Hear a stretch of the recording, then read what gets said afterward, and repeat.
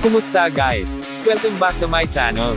Ang NBL Australia ay naglabas ng preseason game schedules bago ang inaabangang NBL Blitz game sa Darwin.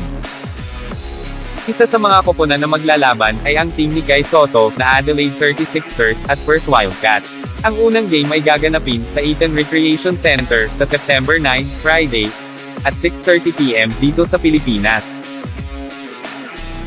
Ang sunod na laro naman ay gaganapin sa September 11, sa HBF Arena, Joondalup, sa araw ng Linggo, at 1 PM oras dito sa atin.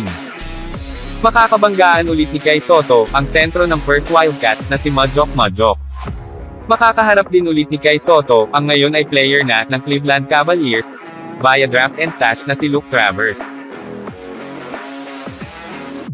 Eto pa guys, ang isang kaabang-abang na import ng Perth Wildcats na galing USNCAA, at dating kabardagulan ni Paolo Banchero, ay makakaharap ng ating pambato. Siya ay si Brady Manek. Solid ang depensa ng balbas saradong mamang ito. Panoodin natin guys kung paano niya pigilan ang first overall pick na si Paolo Banchero. Driving, blocked by Manek. Working on Manek. Again, goes to the power gas for it. He's got it. Powers his way to the faces up Manek. Spins, turns, forces it up. Ano sa tingin nyo guys? Paano kaya babasagin ng ating pambato ang depensa ni Brady Manek?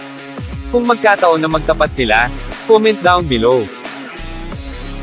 Kung nagustuhan mo ang video na to, please like, share, and subscribe, para laging updated sa sports at iba pa.